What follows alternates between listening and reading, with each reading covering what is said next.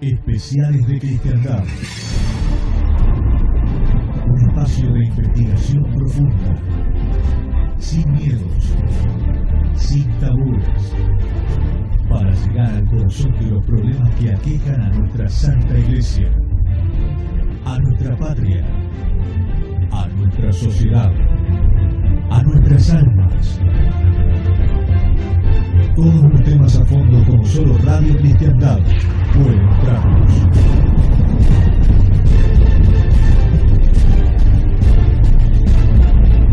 Especiales de Cristiandad.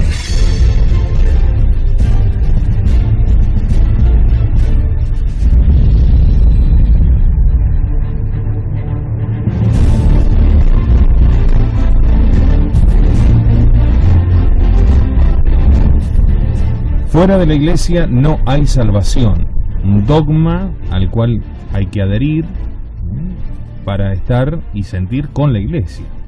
Quien no crea esto no puede llamarse católico. Aunque hoy parece ser algo caído absolutamente en desuso, algo vetusto y que ya no tiene sentido de acuerdo a cómo se plantea la realidad de lo que ellos llaman el magisterio del Concilio Vaticano II, ¿no? Un tema difícil, apasionante, claro está, lo estamos llevando aquí adelante en estos especiales de Radio Cristiandad con el padre Juan Carlos Seriani. Históricamente hemos llegado hasta Pío IX y nos detuvimos antes de la pausa en el sílabus, que quizás vale la pena recordar que algunos sinvergüenzas del Concilio Vaticano II llegaron a decir, sin ponerse colorados, obviamente, que algunos documentos del concilio eran el antisílabus. Que no sabemos si esos documentos que constituyen un verdadero antisílabus forman parte del 95% o del 5%. Claro, sí, no queda claro. No sabemos, no sabemos sí. Bien. Obviamente.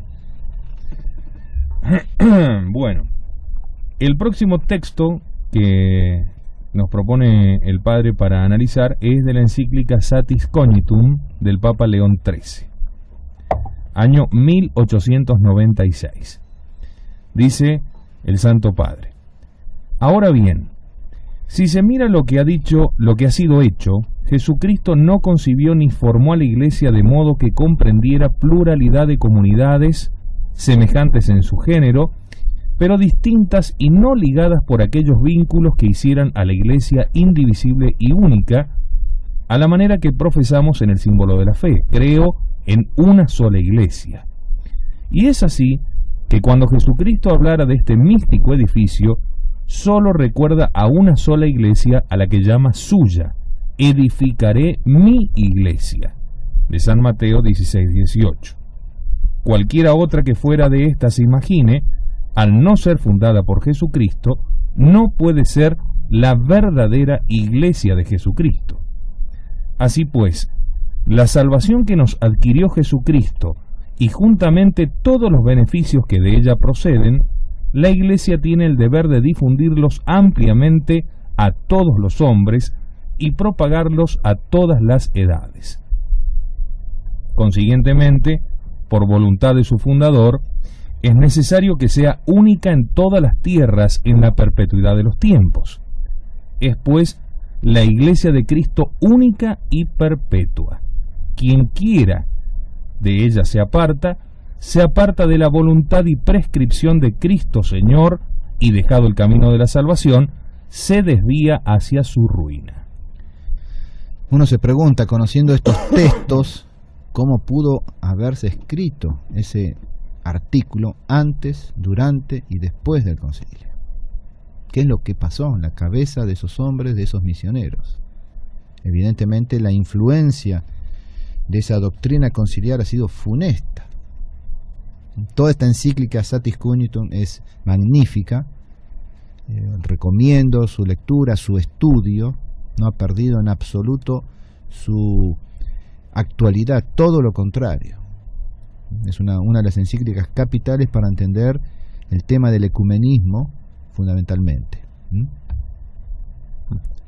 Y llegamos al Papa Pío XII en 1950 en otra especie de sílabus, que fue la encíclica Humani Generis, por la cual condenaba los errores modernos.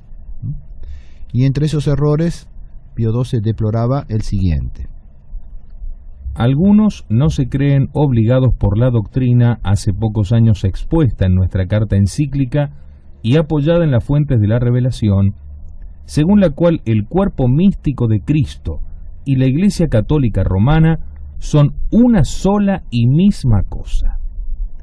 Algunos reducen a una fórmula vana la necesidad de pertenecer a la Iglesia verdadera para alcanzar la salvación eterna. Otros, finalmente, atacan el carácter racional de la credibilidad de la fe cristiana. O sea que el Papa en esta encíclica Humani Generis hace referencia a un documento anterior. Si algunos no se creen obligados por la doctrina hace pocos años expuesta en nuestra carta encíclica y apoyada en las fuentes de la revelación. Vean la fuerza que hace, es un documento anterior de Pío XII, apoyada en las fuentes de la, según la cual el cuerpo místico de Cristo y la Iglesia Católica Romana son una sola y misma cosa. ¿A qué le hace recordar esto usted y a ustedes los que están escuchando? En estos últimos tiempos, al subsistit in de Ratzinger. Exactamente. Entonces, la Iglesia, el cuerpo místico de Cristo y la Iglesia Católica Romana son una sola y misma cosa. O sea que la Iglesia instituida, fundada por nuestro Señor, es la Iglesia Católica Romana. Recordemos, para aquellos que no saben de lo que estamos hablando, que en el concilio se acuñó una frase que fue hecha por el entonces perito Joseph Ratzinger, que llegó a hacer decir al concilio Vaticano II: la Iglesia de Cristo subsiste en la Iglesia Católica, separándolas y poniéndolas en diferentes planos, ¿no? Así es. Y tenemos entonces esta encíclica Humani Generis, y a la cual hace referencia a la Mystici Corporis, en la cual Pío XII señala bien entonces en qué consiste la verdadera fe católica. Ahora llegamos al punto al cual hacía referencia en dos oportunidades el Papa Pío IX. Entonces, durante el pontificado de Pío XII fue necesaria una carta del Santo Oficio al arzobispo de Boston sobre el rigorismo del padre Fené. Es una carta de 1949. Aquí lo que va a ser condenado es el rigorismo. Bien. O sea que también este dogma fuera de la Iglesia no hay salvación puede ser mal interpretado, mal comprendido y caer en un excesivo rigorismo.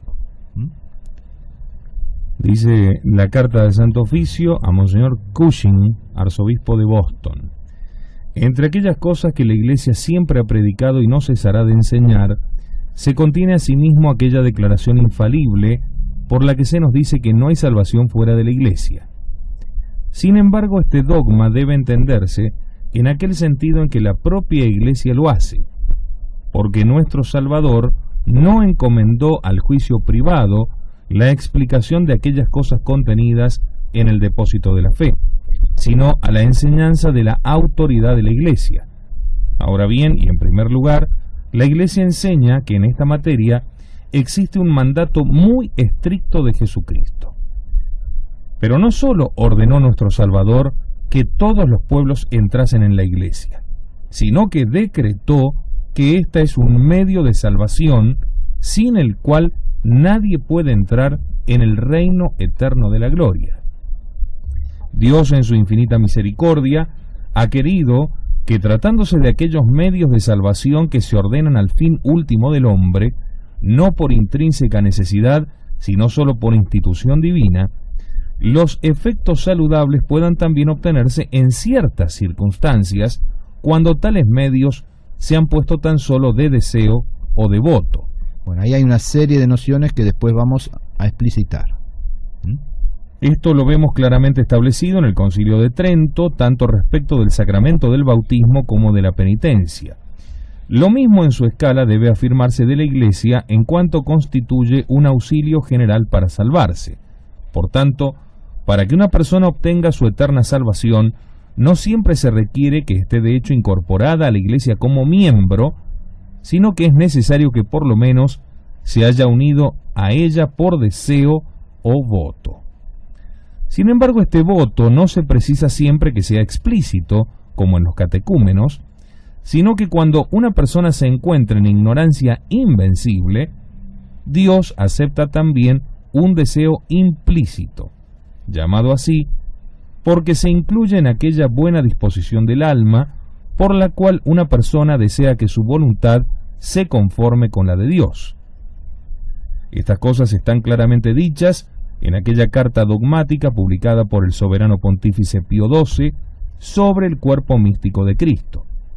Porque en esta carta, el soberano pontífice distingue claramente entre los que están incorporados en la Iglesia como miembros y los que solo se han unido a ella por el deseo. Hablando de los miembros que integran aquí en la tierra el cuerpo místico, el mismo Augusto Pontífice dice: de hecho, solo deben incluirse como miembros de la Iglesia aquellos que han sido bautizados y profesan la verdadera fe, y ni se han separado miserablemente ellos mismos de la contextura del cuerpo, ni han sido apartados de él por la autoridad legítima a causa de gravísimas culpas. Veamos que la frase comienza de hecho. Solo deben incluirse como miembros de, o sea, la pertenencia de hecho, sobre lo cual vamos a insistir después. Hacia la última parte de esta misma carta encíclica, cuando con el mayor afecto invita a la unidad a aquellos que no pertenecen al cuerpo de la Iglesia Católica, se refiere a los que están unidos al cuerpo místico del Redentor mediante cierto inconsciente anhelo y deseo. Entonces, pertenencia de hecho o pertenencia por cierto inconsciente anhelo y deseo. Y a estos tales de ninguna manera los excluye de la salvación eterna, pero, por otro lado, afirma que se encuentran en unas condiciones en las que no pueden estar seguros de su salvación, ya que aún permanezcan privados de aquellos abundantes dones, aún permanecen privados de aquellos abundantes dones y auxilios celestiales de que solo se gozan en la Iglesia Católica. Ahí viene lo que usted decía, pueden salvarse. Pueden salvarse. Están en condiciones que de todos modos ponen en peligro su salvación. Con estas sabias palabras reprueba tanto a aquellos que excluyen de la salvación eterna a todos los unidos a la Iglesia solo por el deseo implícito, y a quienes afirman falsamente que los hombres pueden salvarse por igual en todas las religiones. Allí están los dos errores. Uno por exceso, es decir, aquellos que excluyen de la salvación eterna a todos los unidos solo por el deseo implícito, eso es el rigorismo, y el defecto, a quienes afirman falsamente que los hombres pueden salvarse por igual en todas las religiones. O sea que unos amplían excesivamente los límites de la salvación, son los que pecan por defecto respecto del dogma, y hay otros que restringen los límites de la salvación, son los que pecan por excesivo rigorismo. Sigue diciendo, pero no debe pensarse que cualquier clase de deseo de entrar en la Iglesia baste para que uno pueda salvarse. Es necesario que el deseo por el cual uno se adhiere a la Iglesia esté animado por la caridad perfecta.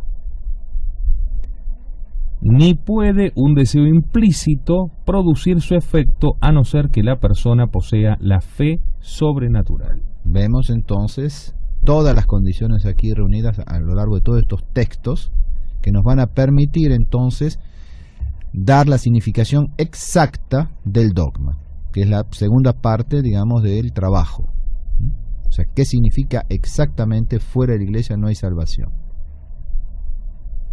¿Hay preguntas? No. Bueno. No, sí, este es un tema que para estar 5 horas, pero fácil. Realmente es hermoso, es apasionante. Todos estos temas todos estos textos hay que estudiarlos y no es fácil. Uno puede perderse en una lectura superficial de tal o cual documento, sobre todo los de Pío IX o estos de Pío XII, se puede perder muy fácilmente, pero hay que tenerlos, por eso pienso que vale la pena el publicarlos después. Hay que corregir porque hay varios errores de tipeo, habría que dar una corrección, pero pienso que vale la pena proporcionar estos textos con sus correspondientes referencias para que uno pueda cotejar eventualmente. No siempre es fácil conseguir todos estos textos, sobre todo si uno no tiene el Denzinger, pero aún incluso teniéndolos, no siempre aparecen todos estos textos.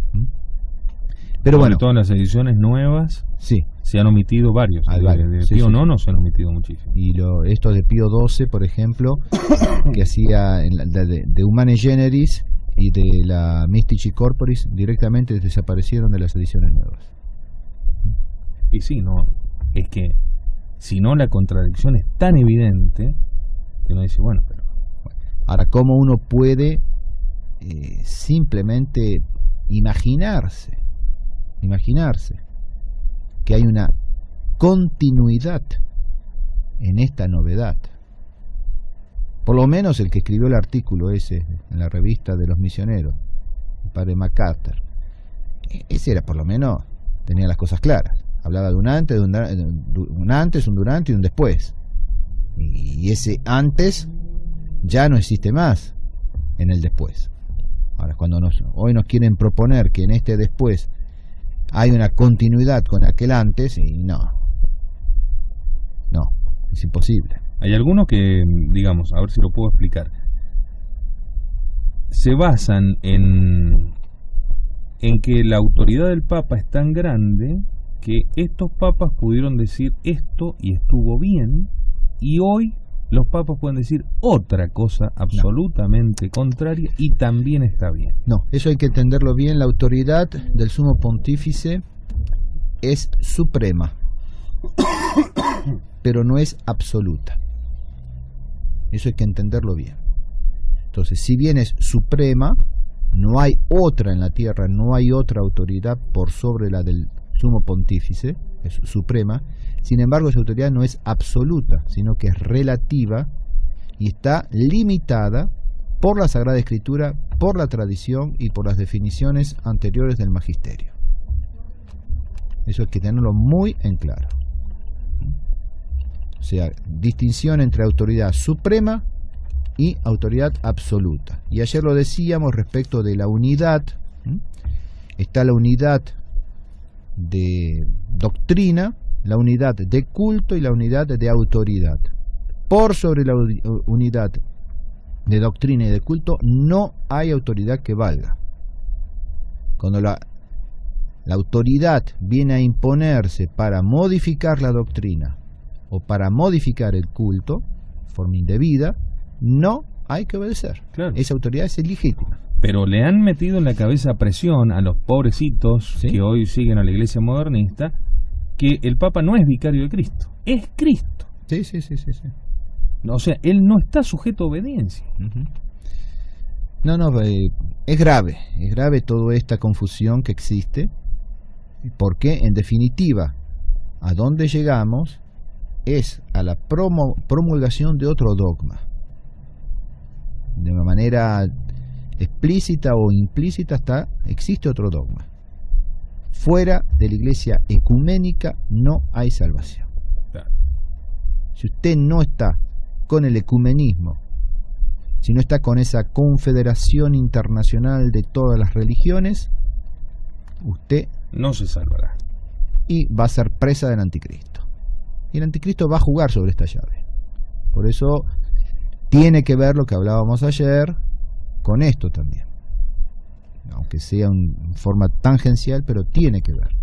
Y hoy existe, en definitiva, esa concepción. Han desviado el eje del dogma. Entonces, fuera de la iglesia ecuménica no hay salvación. Bueno, podemos seguir entonces con la significación exacta del dogma. O sea, para comprender bien qué significa fuera de la iglesia no hay salvación, o su equivalente, es necesario pertenecer a la iglesia para salvarse. Ahí tenemos que precisar con cuidado dos cosas. O sea, es necesario pertenecer a la iglesia para salvarse. Hay que precisar de qué necesidad se trata y de qué tipo de pertenencia se requiere. Bien. Entonces, en lo primero, o sea, sobre la cuestión de la necesidad, tenemos que saber que hay diferentes tipos de necesidad. La necesidad puede ser absoluta o relativa. La necesidad relativa puede ser de coacción o condicional, la cual puede ser de medio o de precepto. Todo esto, si va a ser publicado, bueno, porque así escuchado se pierde uno. Entonces, necesidad absoluta o relativa. La relativa, a su vez, de coacción o condicional, y la condicional de medio o de precepto. La necesidad de la cual tratamos aquí es la necesidad condicional. Entonces, ¿qué puede ser? ¿De medio o de precepto? Es necesario descartar la necesidad absoluta, fundada en los principios intrínsecos del sujeto, y la necesidad de coacción causada por un agente extrínseco. Si la pertenencia a la iglesia es necesaria, lo es en vista de la salvación, y por lo tanto dicha necesidad no puede ser más que condicional. Es necesario hacer una primera distinción. La cosa en sí misma puede ser necesaria, primero sea en virtud de un precepto exterior del legislador. Tal fin no puede ser obtenido más que si tal condición es cumplida. Esta es la necesidad de precepto. Entonces habría que ver si nuestro Señor Jesucristo, si Dios su Padre, han dado un precepto de pertenecer a la iglesia. O sea, si existe la necesidad de precepto. Hay una orden explícita de pertenecer a la iglesia para salvarse. Por ejemplo, dos ejemplos podemos dar. Para conducir un automóvil es necesario poseer un permiso otorgado por la autoridad competente, legislación humana. Para obtener el perdón de los pecados es necesario hacer la confesión a un sacerdote, ley divina.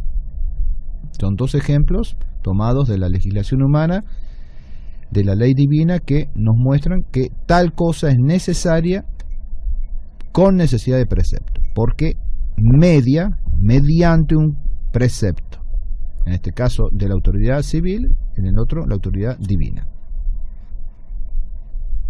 Y el que no lo hace así es castigado. Exactamente. O sea que la cosa... Porque digamos, yo puedo conducir un automóvil sin tener el permiso. Por supuesto. Como también puedo llegar a obtener el perdón de los pecados sin la confesión con un sacerdote. Sí, en casos extremos, sí, claro.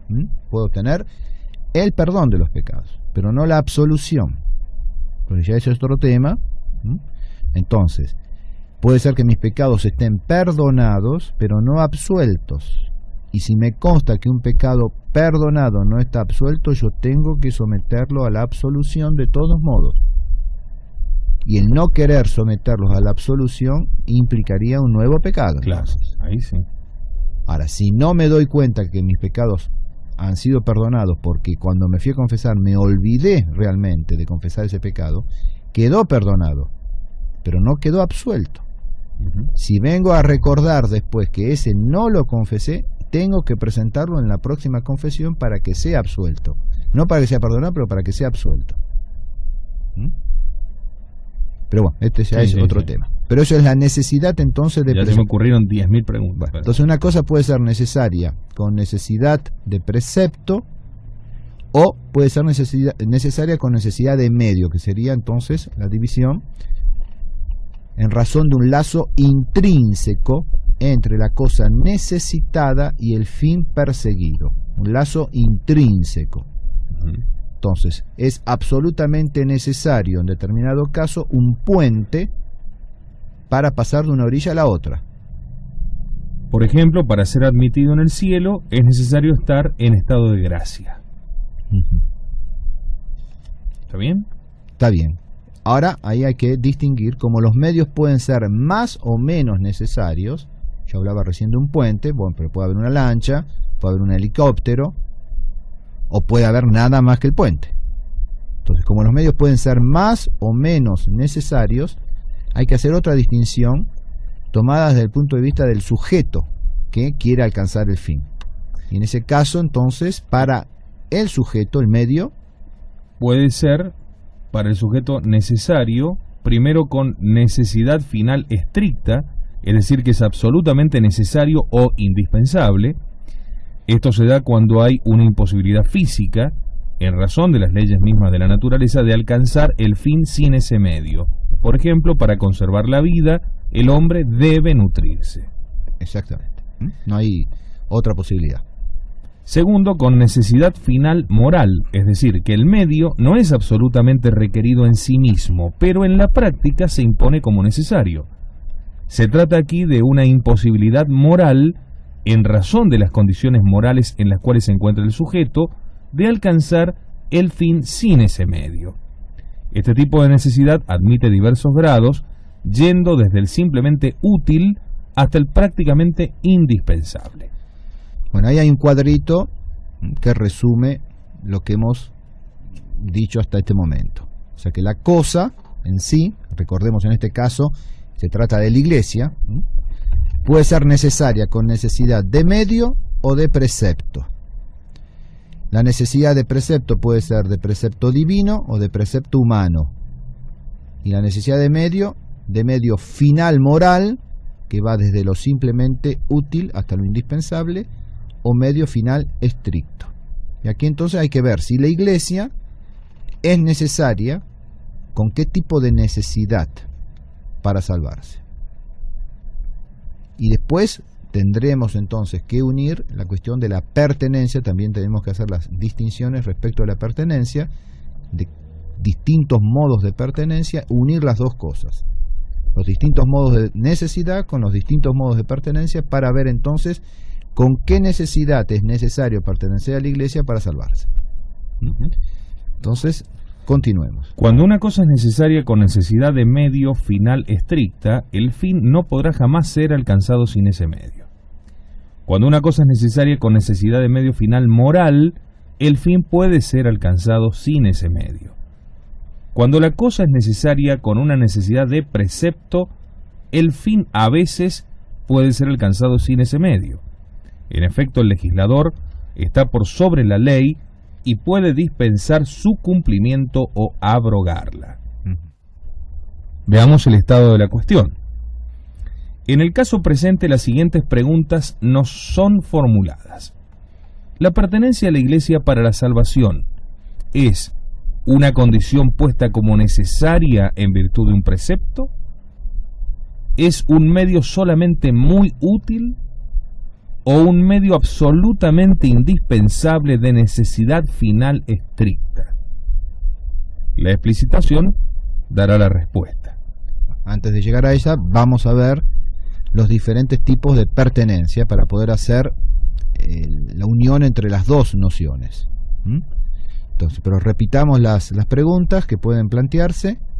Si la pertenencia a la iglesia para la salvación es una condición puesta como necesaria en virtud de un precepto, es decir, es un precepto divino o humano el pertenecer a la iglesia. Si esa pertenencia, al contrario, es un medio solamente muy útil, o sea que hay otros medios. Que es un poco la idea que prima en el durante el concilio, ¿no? Que está explicitado en los documentos. Exactamente. O sea, en la Iglesia Católica se encuentra la perfección de todos los medios, pero el Espíritu Santo no rechaza de otros. Recordemos el ejemplo del arca.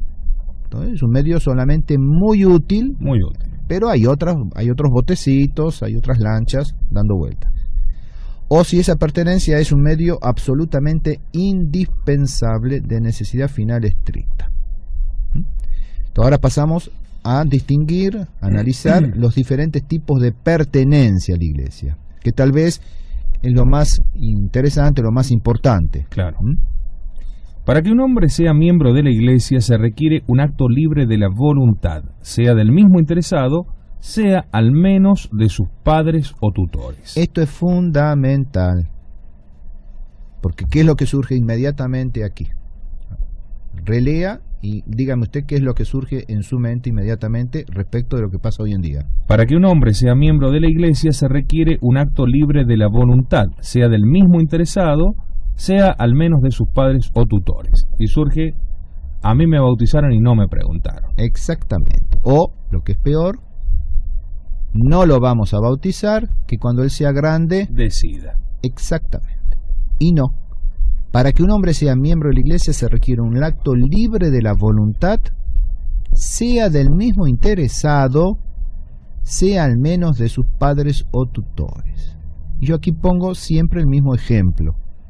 No es el tema que nos ocupa, pero me parece que vale la pena aclarar esto ahora. Cuando hay personas que me dicen respecto de sus hijos, no lo vamos a bautizar o no lo hemos bautizado todavía, porque que él decida cuando sea grande, para que tenga un acto libre de su voluntad. Imagínese que usted va con el auto, llega en un momento en la ruta que hay un accidente y hay una persona grave muriéndose, privada de su conocimiento. Está inconsciente, gravemente herida, muriéndose. ¿Qué hace usted? ¿Qué responde cualquier persona normal? Lo ayudaría, lo trataría de, no sé. De última, ¿qué hacen? Llamamos un cura. No, bueno, esto... ¿Qué van a pensar en eso? ¿Llamamos qué? A la ambulancia. No, le contesto yo. Déjelo allí a que recupere el conocimiento y le pida, por favor, llame a una ambulancia. ¿Qué me va a contestar la persona? Si es más o menos inteligente, y para abreviar, para no perdernos en esto, y no hacer de pensar demasiado a los que están escuchando, me diría, si él supiese que está gravemente herido y pudiera expresarse, me diría, ayúdame, llama a una ambulancia, llévame al hospital. Ah, usted está interpretando su voluntad. Eso es lo que se llama la voluntad presunta. Bueno, la iglesia tiene en cuenta la voluntad presunta del niño, que en este caso es inconsciente porque no goza aún del uso de razón. Si él supiese lo que es el pecado original, si supiese lo que es la gracia de Dios, si supiese lo que es el cielo, lo que es el limbo, y pudiera expresarse, diría, por favor, bautizame cuanto antes. Creo que el ejemplo es claro. Sí. Entonces, aquí, una vez hablando con un protestante inteligente, no digo que los otros no lo sean, pero este era inteligente, me dijo, sí, lo que pasa es que usted considera que el hospital al cual usted lleva a ese enfermo es un hospital, pero si es la morgue, me dice. Entonces aquí ya surge otra cuestión, pero él me había entendido perfectamente que algo había que hacer con ese enfermo, no había que dejarlo tirado ahí. Entonces aquí surge dónde está el verdadero hospital. Entonces el hospital tiene signos que evidencian, que ponen en conocimiento cuál es. Entonces acá también están los signos que evidencian cuál es la verdadera iglesia. Entonces lo que no está en tela de juicio en esta discusión ahora, segunda parte, si es que hay que bautizarlo o no, si es que hay que llevarlo o no al hospital, sino dónde hay que bautizarlo y quién debe bautizarlo, etcétera. Pero entonces aquí ya no es si fuera de la iglesia hay salvación o no, y que para incluirlo en la iglesia hay que bautizarlo, sino dónde está la verdadera iglesia. Pero ya es otro tema. Entonces, ¿cuál es la verdadera iglesia fundada por nuestro Señor Jesucristo? Acá lo que estamos discutiendo entonces es que para salvarse hay que pertenecer a la verdadera iglesia fundada por nuestro Señor Jesucristo. Pero entonces, para que un hombre sea miembro de la iglesia se requiere un acto libre de la voluntad, presunta, explícita, implícita, lo que fuese, pero un acto libre de la voluntad, sea del mismo interesado, sea al menos de sus padres o tutores. Esos padres o tutores que presumen la voluntad de su hijo para vestirlo de rosado o de celeste, depende del sexo, por lo menos cuando eran casos normales, sí, que presumen la voluntad de su hijo para llevarlo al médico, para darle de comer, y espera que tenga 18 años para ver si quería venir al mundo. Primero deje que llegue a tener 18 años y después concíbalo.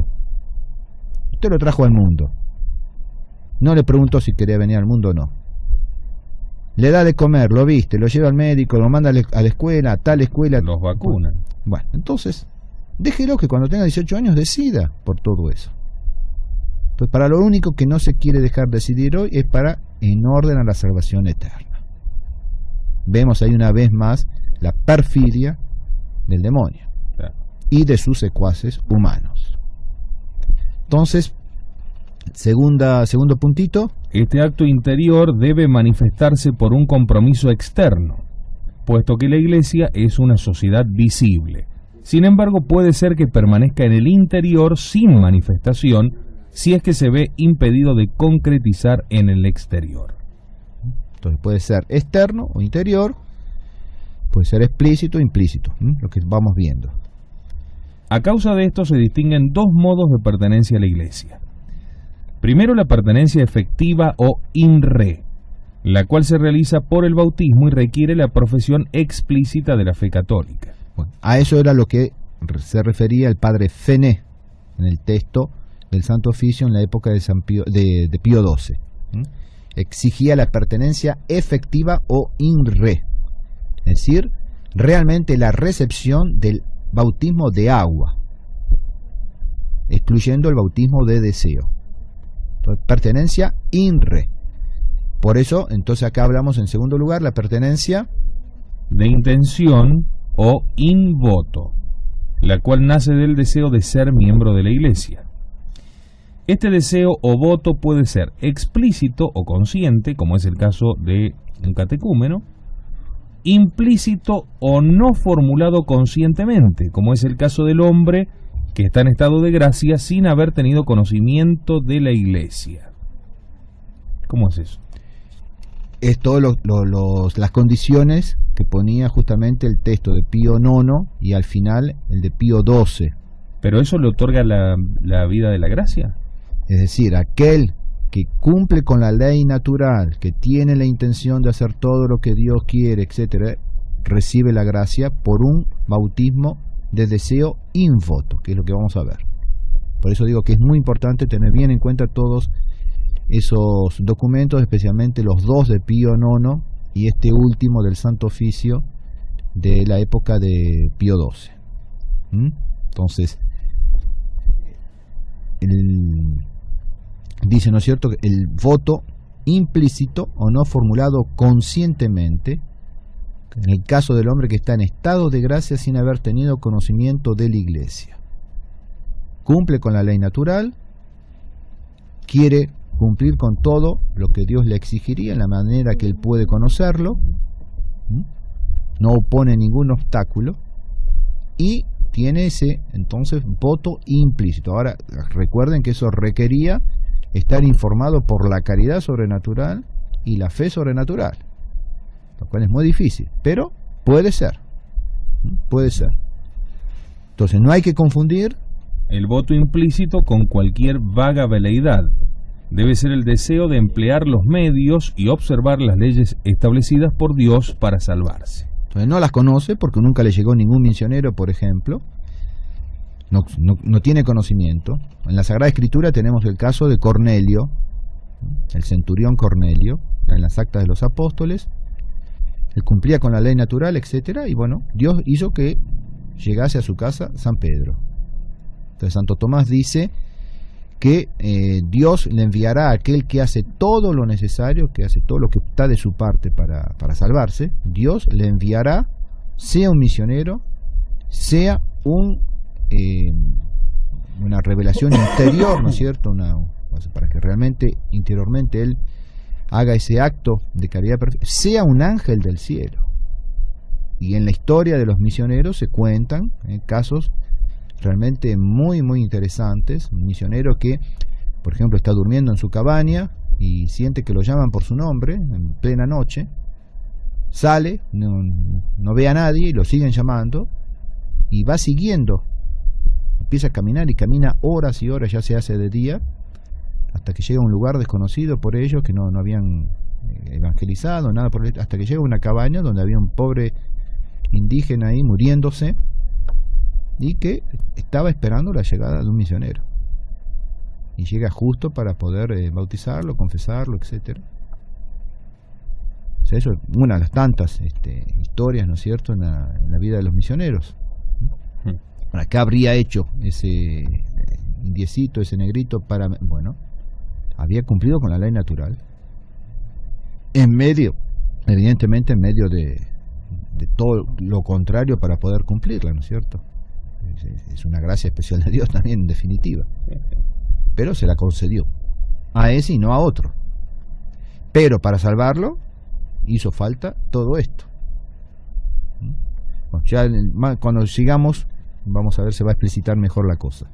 Suele presentarse a la Iglesia como una sociedad compuesta por dos elementos, los cuales, si bien pueden distinguirse, no pueden separarse. Dichos elementos son su alma, la gracia santificante, principio de vida sobrenatural, y su cuerpo, aquello que es visible en ella, esto es, la sociedad de los fieles bautizados, unidos entre sí visiblemente por la profesión de la misma fe, la participación de los mismos sacramentos y la sumisión a los pastores legítimos. Los modos de pertenencia a la Iglesia enumerados en el punto C, es decir, explícito e implícito, el voto explícito, el voto implícito, se refieren al cuerpo de la Iglesia. Esta precisión no es inútil, puesto que aquel que sin pertenecer efectivamente o in re al cuerpo de la Iglesia le pertenece in voto, al mismo tiempo y por lo mismo pertenece efectivamente al alma de la misma. Ahí vemos, se va explicitando la cuestión de la pertenencia al cuerpo o pertenencia al alma, pertenencia al cuerpo y al alma, o pertenencia solamente al alma. Entonces alguien puede pertenecer al cuerpo de la Iglesia porque recibió el bautismo y no pertenecer al alma, porque está en pecado mortal. Entonces si muere en pecado mortal tampoco se salva. Pero ¿cómo si estaba bautizado? Sí, estaba, por estar bautizado, pertenecía al cuerpo de la Iglesia, pero por haber perdido la gracia de Dios no pertenecía al alma y por lo tanto se condena. Pero aquel pertenece al alma pero no pertenece al cuerpo, pero no pertenece al cuerpo no por su culpa. Pero si no pertenece al cuerpo por su culpa, tampoco pertenece al alma. O sea que un cismático, un hereje, consciente de su cisma y de su herejía, no pertenece al alma de la Iglesia. Pero un niñito que todavía no goza del uso de razón y ha sido bautizado válidamente en una secta protestante o en la ortodoxia cismática y muere antes de llegar al uso de razón, se salva. No por pertenecer a la secta o por pertenecer al cisma, sino por haber recibido válidamente el bautismo que pertenece a la Iglesia Católica y ellos han usurpado. Pero si llegase al uso de razón y conociese toda la historia de la herejía, toda la historia del cisma y persisten, ahí ya perdería su pertenencia al alma. No está en el cuerpo y tampoco estaría en el alma, por lo tanto si muere en ese estado se condenaría. Así se van explicitando las cosas. Nuevamente nos son formuladas una serie de preguntas. Para salvarse es necesario pertenecer a la Iglesia, efectivamente o in re, o solamente in voto o de deseo. Y si fuera explícito o implícito. Entonces, ¿qué es necesario? Pertenecer a la Iglesia, efectivamente, habiendo recibido realmente el bautismo de agua, o basta el voto, el deseo. Y en caso de que baste el voto, ¿es necesario que sea explícito o bastaría que fuese implícito? Y ahora entonces llegamos al sentido exacto del hombre, del dogma, formulado en dos proposiciones, uniendo entonces ahora la cuestión de la necesidad y la cuestión de la pertenencia. ¿Hay alguna pregunta? No, algunas precisiones con respecto al tema y por ejemplo el caso brutal de aquellas palabras de Juan Jacobo Rousseau, ¿no?, en su contrato social. Todo el que se atreva a decir fuera de la Iglesia no es salvación debe ser expulsado del Estado. Sí. Como se tenía en cuenta aún entre los enemigos de la Iglesia que esta era una nota característica, ¿no?, que nos representaba. Y bueno, hoy por hoy más o menos estamos perfilándonos hacia esto. Hoy es adentro de la iglesia visible, ¿no? El que diga esto ya no pertenece más, no está en plena comunión. Exactamente. Bueno. Vamos a entonces el sentido exacto del dogma. formulación en dos proposiciones. A. Para salvarse es necesario pertenecer al cuerpo de la Iglesia efectivamente o in re, y esto con una necesidad de precepto en virtud de una orden divina de nuestro Señor Jesucristo. Ese es el precepto de nuestro Señor. Hay que pertenecer a la Iglesia, a, según él, mi Iglesia. Exactamente. Y eso es el precepto. O sea, formulado, recuerden la cita que hemos dado anteriormente, id y bautizad a todos los hombres en nombre del Padre, del Hijo y del Espíritu Santo. El que creyese y fuese bautizado se salvará. Hasta ahí. El que creyese y fuese bautizado se salvará. Hasta ahí llegaría la cuestión del precepto. Lo que sigue va a venir la cuestión del medio. Vamos a precisar eso. Entonces, para salvarse, en virtud de un precepto de nuestro Señor Jesucristo, es necesario pertenecer efectivamente o in re a la Iglesia. Bien. En su defecto, para salvarse es necesario pertenecer al cuerpo de la Iglesia con una pertenencia de deseo o in voto, explícito o al menos implícito, y esto con una necesidad final estricta de medio, es decir, absolutamente indispensable cuando falta la pertenencia efectiva in re. Entonces vemos que la pertenencia efectiva in re es en virtud de un precepto divino. Pero cuando vimos la cuestión de necesidad de precepto, hemos visto que no siempre esa necesidad de precepto es indispensabilísima, que puede faltar, es el caso. Entonces, si no se da la pertenencia in re, o sea, efectiva, por eso se dice en su defecto, si no se da esto, en ese caso, para salvarse será necesario, con necesidad final estricta de medio, es decir, absolutamente indispensable, pertenecer a la Iglesia, al menos con una pertenencia de deseo o de voto, explícito o al menos implícito. Pero si no hay ni pertenencia efectiva, ni voto, o sea, ni deseo, al menos no hay salvación posible. O sea, acá estamos juntando lo que hemos visto sobre necesidad de precepto, necesidad de medio, y lo que hemos visto de pertenencia. Pertenencia in re, pertenencia in voto, pertenencia al cuerpo, pertenencia al alma. En esas dos proposiciones se resume todo.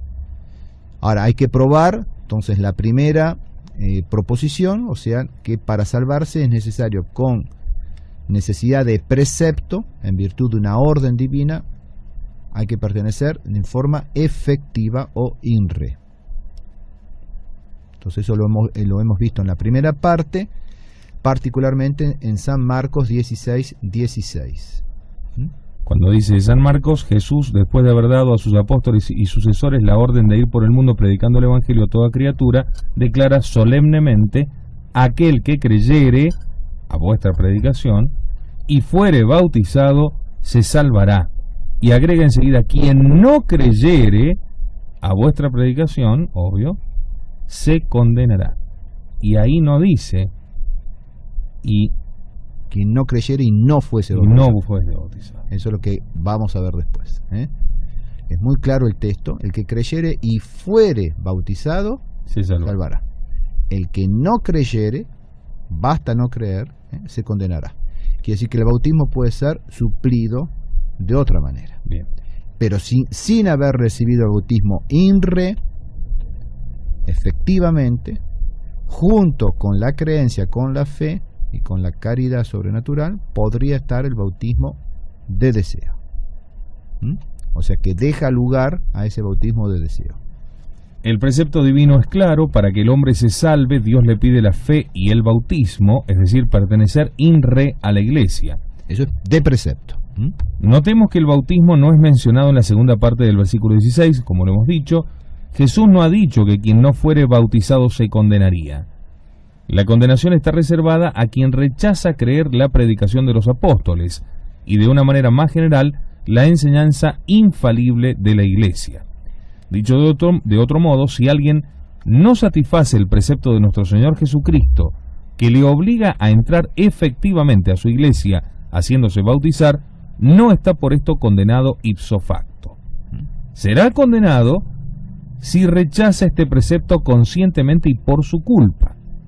Si su desobediencia no le es imputable, en razón, por ejemplo, de una ignorancia invencible, podrá salvarse. En los refractarios, entre los refractarios conscientes y los miembros efectivos de la Iglesia, hay lugar para una categoría de hombres que no está forzosamente excluidos de la salvación. Hay algo entre medio. Entre medio, claro.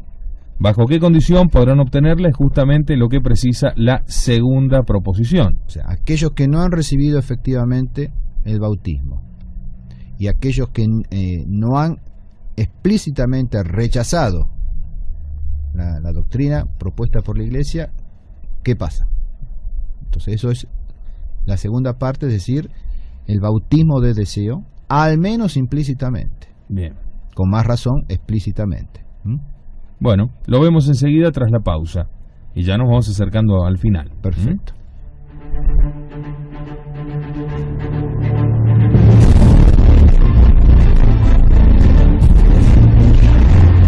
Ya seguimos con Especiales de Cristiandad.